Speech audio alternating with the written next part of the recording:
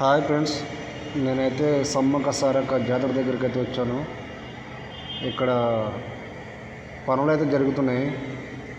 ఇక్కడ ఇంత ముందుకున్నట్టు లేదు. గద్దెల చుట్టుముడు అయితే ఇక్కడ మన గేట్లు రావడం జరిగింది. చుట్టుముట్టు ఒక వాల్ లెక్క వచ్చి దాంట్లోకి ఫోటోలు పెట్టడం జరిగింది. అంతా గుడి మొత్తం అయితే చేంజ్ అయిపోయింది. ఇక్కడ ఈ గేట్లు అయితే మొత్తము గద్దెల చుట్టుముట్టు 8 గేట్లు ఉంటాయి. ఒకటి మెయిన్ గేట్ ఒకటి ముందర ఉంటుంది. మొత్తం 9 గేట్లు అయితే ఉంటాయి. మనకు చూడండి ఫ్రెండ్స్, కమాన్లు అయితే ఎంత చాలా వెయిట్తో చేసిన కమాన్. హాయ్ ఫ్రెండ్స్, ఇదైతే సారక్క గద్దె. ఈ గద్దె సారలమ్మ గద్దె, పగిడిద్దరాజు గద్దె, గోవిందరాజు గద్దె. మొత్తం 4 గద్దెలు ఉంటాయి ఫ్రెండ్స్. నేనైతే లోపల. హాయ్ ఫ్రెండ్స్, సమ్మక్క సారక్క దగ్గర అయితే ఆదివాసుల బొమ్మలను అయితే ఇలా అయితే చెక్కడం జరిగింది. గద్దెల చుట్టుముట్టు అయితే ఒక కాంపౌండ్ వాళ్ళు రావడం జరిగింది. ఆ కాంపౌండ్ వాళ్ళకైతే ఇలాగా మ్యాట్లు అయితే పెట్టడం జరిగింది.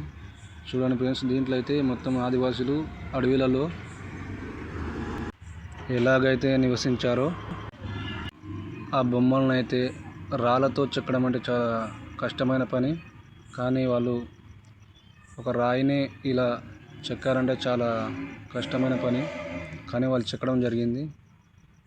కానీ ఇంత అద్భుతంగా చెక్కారంటే వాళ్ళు చాలా కష్టపడి ఉంటారు. ఒక బొమ్మ 2 బొమ్మలు కాదు ఫ్రెండ్స్, దాదాపు ఒక 1000 బొమ్మలు ఉంటాయేమో. ఒక్కొక్క మ్యాట్లో మనకి చూసుకుంటే చూడండి ఫ్రెండ్స్, ఎన్ని ఉన్నాయి. ఒక్కొక్క మ్యాట్లో ఎన్ని బొమ్మలు అయితే ఉన్నాయో చూడండి. ఇన్ని బొమ్మలు చెక్కేసరికి వాళ్ళకి ఎంత టైం అయితే పట్టిందో.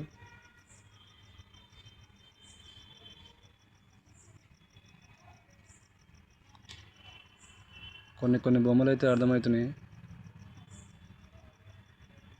కానీ చాలా బొమ్మలు అయితే చెక్కడం జరిగింది. సమ్మక్క సారక్క దగ్గరికి వెళ్ళిన వాళ్ళైతే,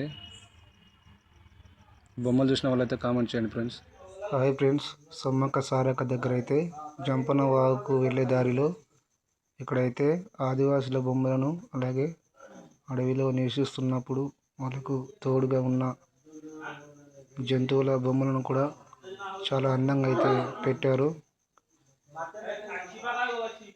చూడండి ఫ్రెండ్స్, మీరు వెళ్ళిన తర్వాత మీరు చూసినట్టయితే కామెంట్ చేయండి.